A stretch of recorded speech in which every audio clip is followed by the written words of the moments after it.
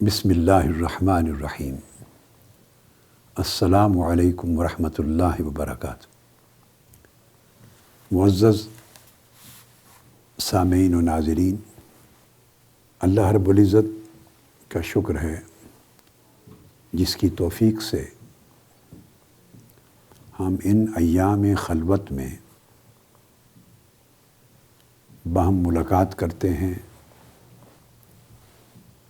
اور اہم امور پر میں اپنے جذبات، اپنے خیالات اور اللہ اور اس کے رسول کی ہدایات اور تعلیمات آپ کے ساتھ شیئر کرتا ہوں۔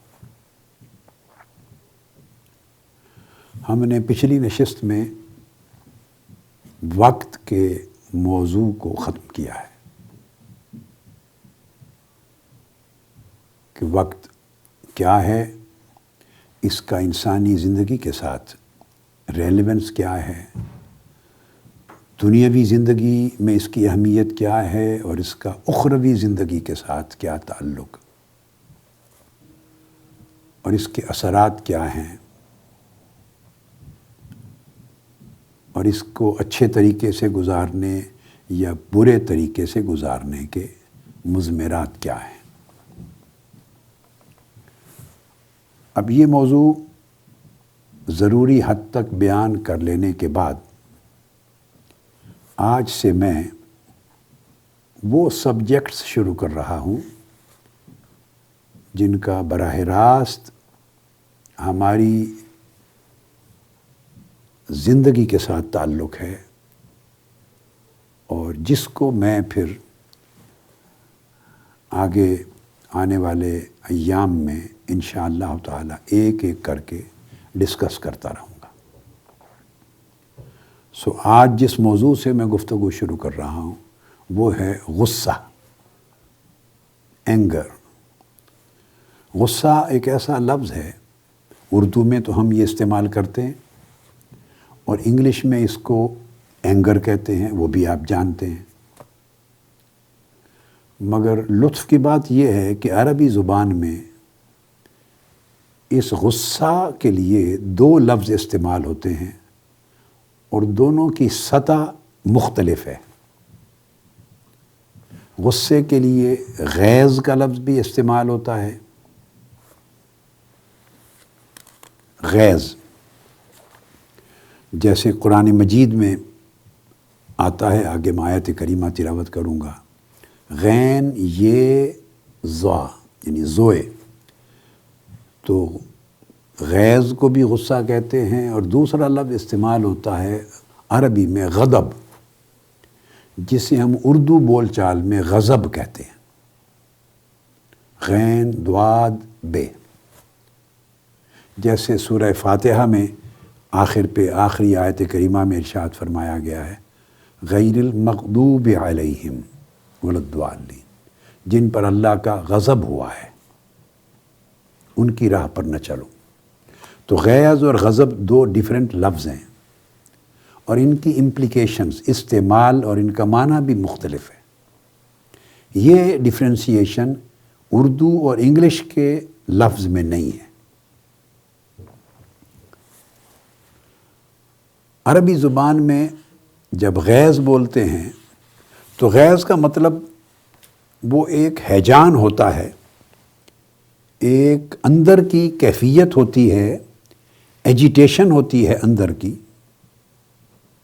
اور جس دوسرے شخص نے اسے گویا کوئی تکلیف پہنچائی ہے، ایک شخص کو کسی دوسرے شخص کی وجہ سے اس کی طبیعت میں ایک ہیجان پیدا ہوا ہے، ایک اضطراب پیدا ہوا ہے، ایجیٹیشن پیدا ہوئی ہے، ایک ارتعاش پیدا ہوا ہے اور وہ بے چین ہوا ہے، جیسے لہریں اٹھتی ہیں، تلاطم آتا ہے، تموج ہوتا ہے، تو اس کی طبیعت میں یہ جو کیفیت پیدا ہوئی ہے غصے کی، اور وہ انتقام لینا چاہتا ہے یا بدلے میں اس کو اذیت دینا چاہتا ہے یا اپنے اندر کی کیفیت اس پر نکالنا چاہتا ہے یا کسی اور جگہ نکالنا چاہتا ہے، وہ کیفیت ہیجان کی جب تک اندر رہے اس کو عربی زبان میں غیظ کہتے ہیں۔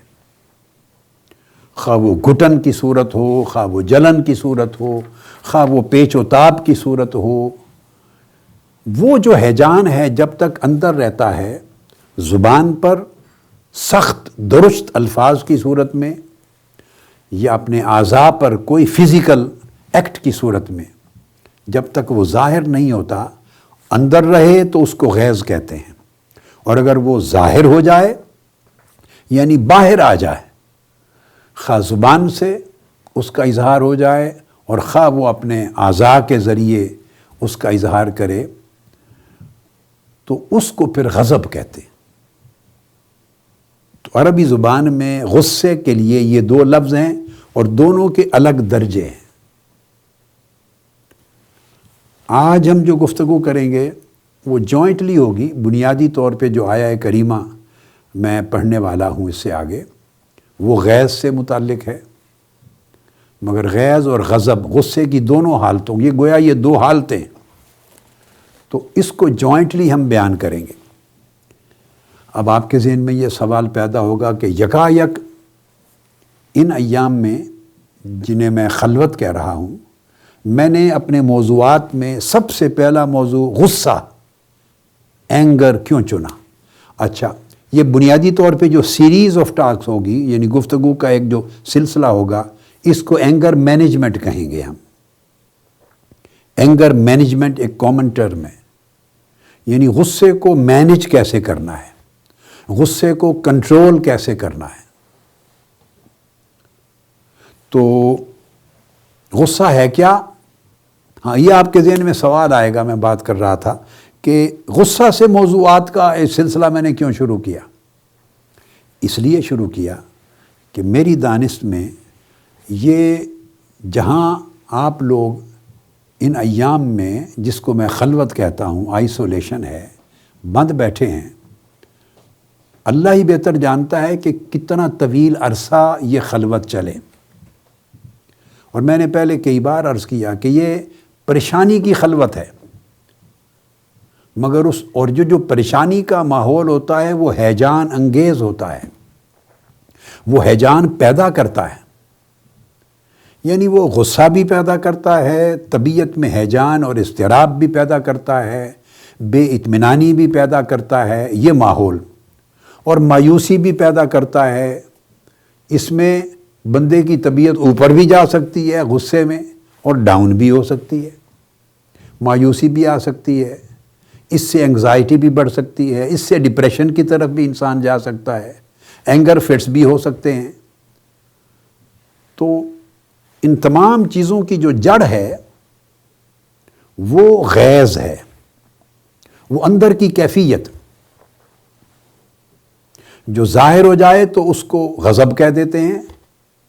تو وہی غصے کی چھپی ہوئی حالت ہے، جب تک وہ غصہ چھپا رہتا ہے تو غیظ ہے، ظاہر ہو جاتا ہے تو وہ غضب ہے۔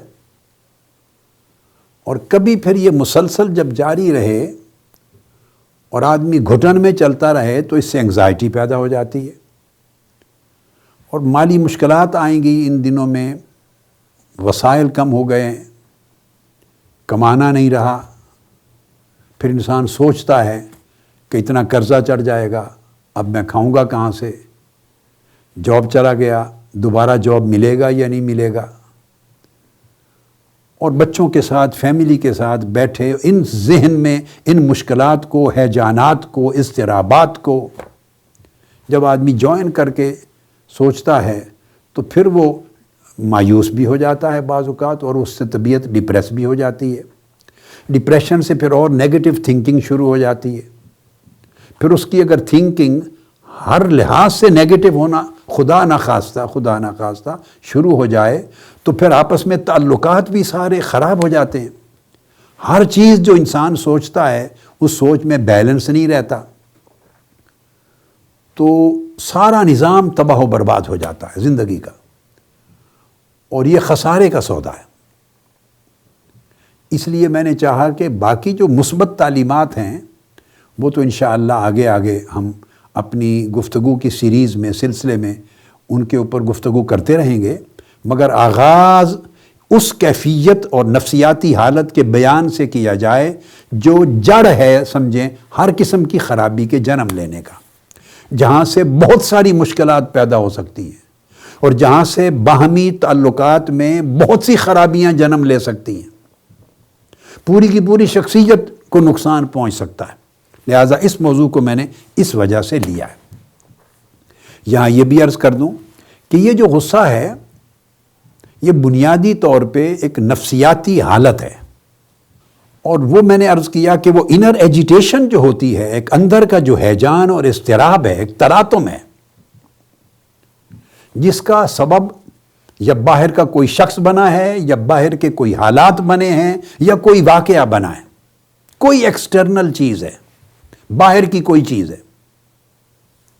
کسی شخص کی بات نے دکھ پہنچایا، کسی شخص کے طرز عمل نے دکھ پہنچایا، کسی شخص کے بیہیویئر نے، اس کی بے وفائی نے، اس کی ظلم اور زیادتی نے، اس نے کوئی گالی گلوچ کی، اس نے مار پیٹ کیا، اس نے غیبت کی، چغلی کی، کوئی بھی عمل کیا اس نے جو آپ کو اچھا نہیں لگا اور اس پر آپ کے اندر ایک ہیجان آیا، وہ غصہ بن گیا۔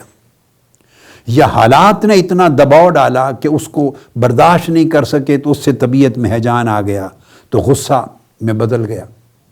جو بھی کوئی ایکسٹرنل ایک ایونٹ ہے اس نے طبیعت کے اندر ایک ہیجان پیدا کر دیا۔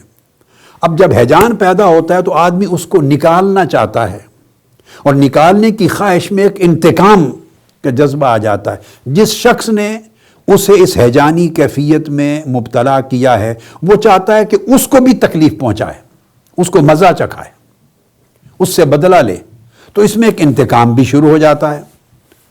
تو یہ جو انتقام کی خواہش اور اندر کی ایجیٹیشن ہے جان،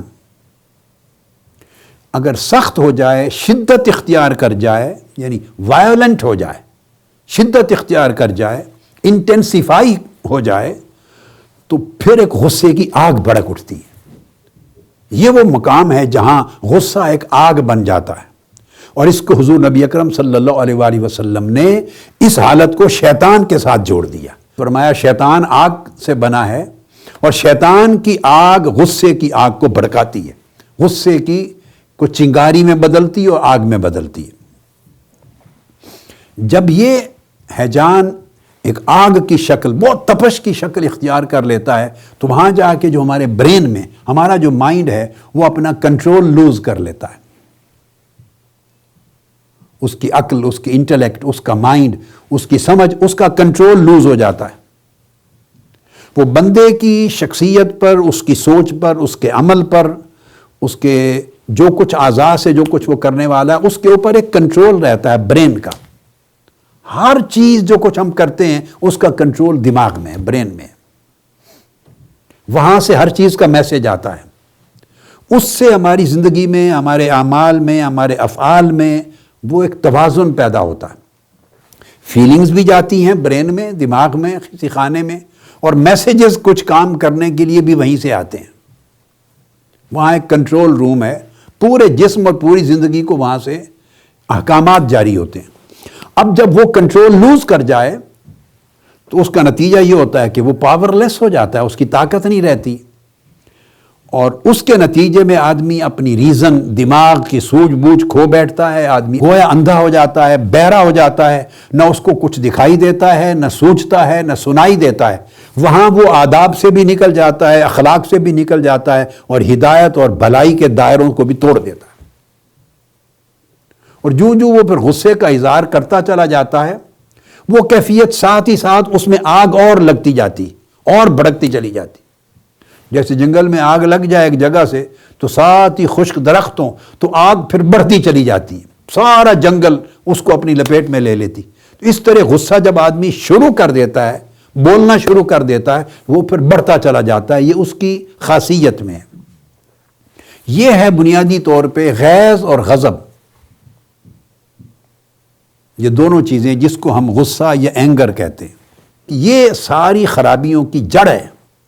اور غصے کو کنٹرول کر لینا، اینگر کو مینج کر لینا، یاد رکھ لیں یہ بات نہیں ہے۔ بعض لوگ سمجھتے ہیں کہ غصہ ختم کر دیں، غصہ ختم ہونے والی چیز نہیں ہے۔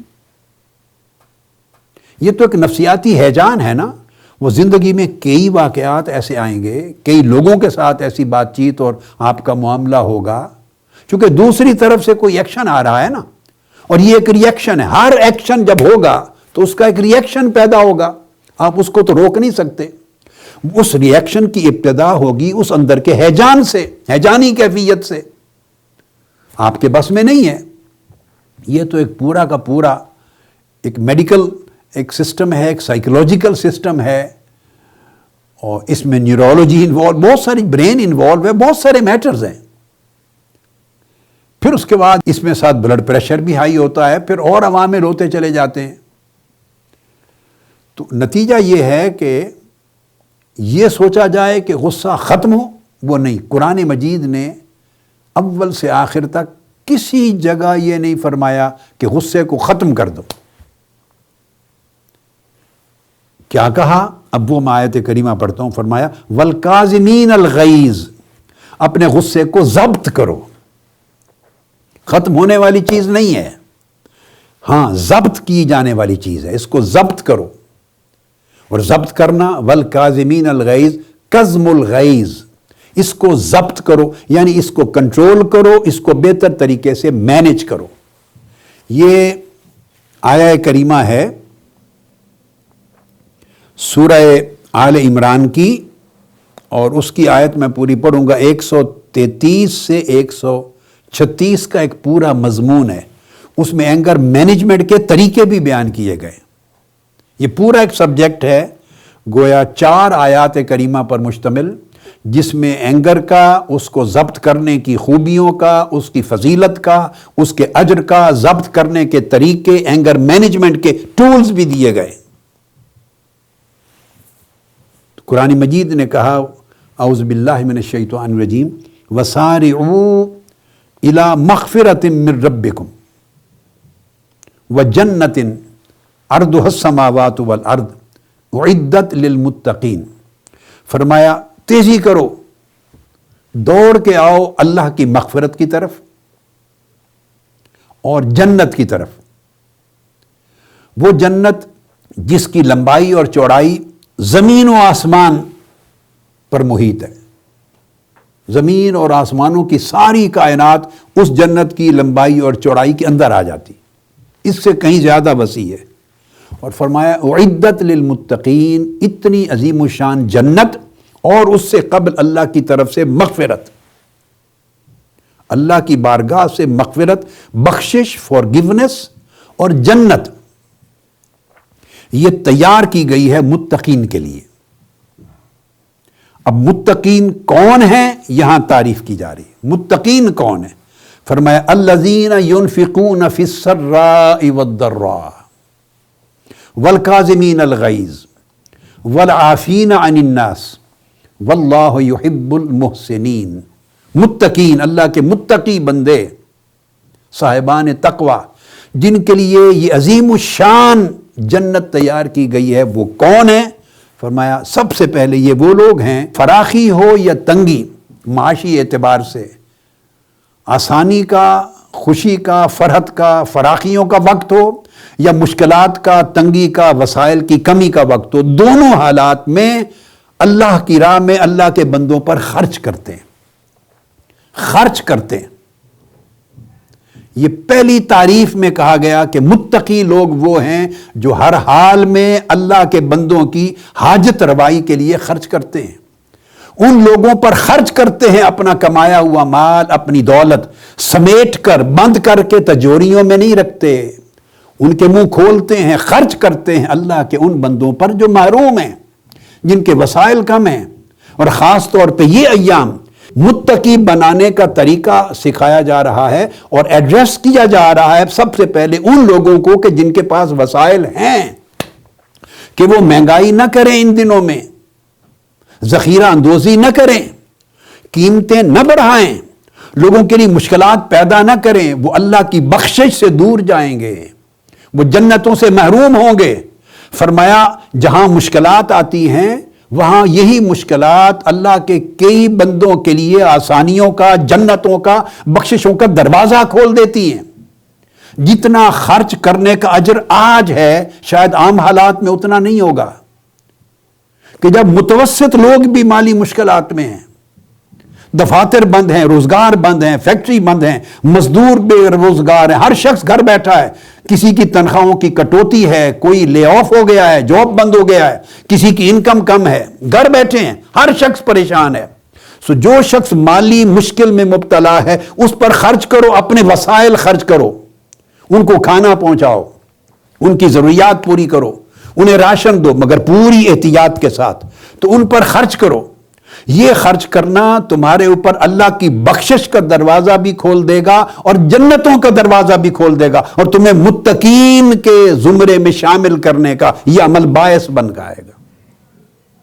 اور یہاں ایک بات بڑی امپورٹنٹ ہے، وہ یہ کہ یہ جو خرچ کرنا ہے یہ صرف مالی سخاوت نہیں ہے۔ یہ لوگ تو وہ ہیں جن کے پاس وسائل ہیں، پیسے کے وسائل ہیں، وہ خرچ کریں گے، ان کو ایڈریس ہو گیا ينفقون کے تحت فی السراء والضراء، یہ ایک اینگل ہے۔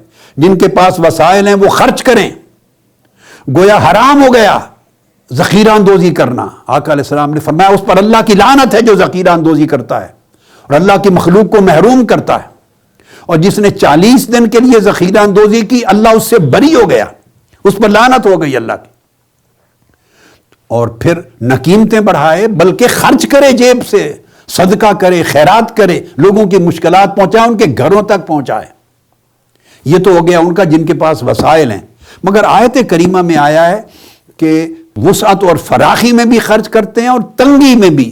تو تنگی سے مراد غریب لوگ ہیں جن کے پاس فراخی نہیں ہے، وسائل کی وسعت نہیں ہے، تو ان کو بھی خرچ کرنے کی ذمہ داری ڈالی گئی ہے، اور ان کو بھی کہا کہ تمہارے متقی بننے کی بھی شرط یہ ہے کہ بے شک مالی وسائل نہیں ہیں تب بھی خرچ کرو۔ اب ان کے لیے خرچ کرنے سے کیا مراد ہے؟ ان کے پاس تو خرچ کرنے کا ہے ہی کچھ نہیں، وہ تو آلریڈی محتاج ہیں۔ تو یہ جو انفاق ہے، انفاق سے مراد نفس کی سخاوت ہے، طبیعت کی سخاوت ہے کہ دوسرے سے کمی کوتاہی کجی ہو جائے تو ناراض نہ ہو، غصہ نہ کرو، معاف کر دو، یہ بھی خرچ کرنا ہے۔ یہ اپنی طبیعت کے ہیجان کو معاف کر دو، غصے کو معاف کر دو، لوگوں سے انتقام نہ لو۔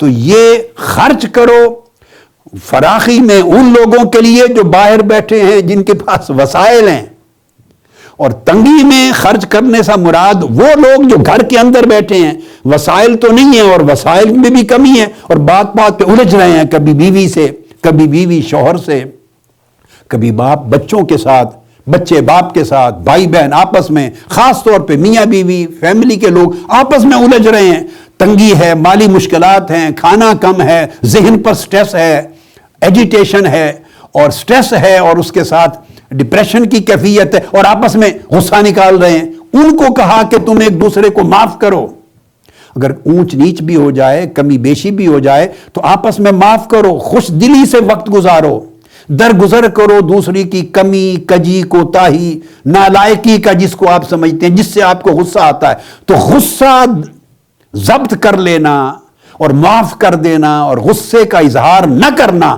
یہ بھی اس کے اندر آتا ہے۔ فرمایا اس سے تم متقی ہوگے۔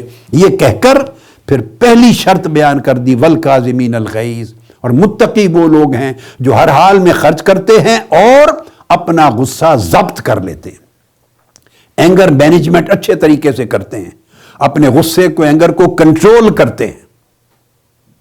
والعافین عن الناس، اور لوگوں کو ان کی کوتاہیوں پر معاف کر دیتے ہیں۔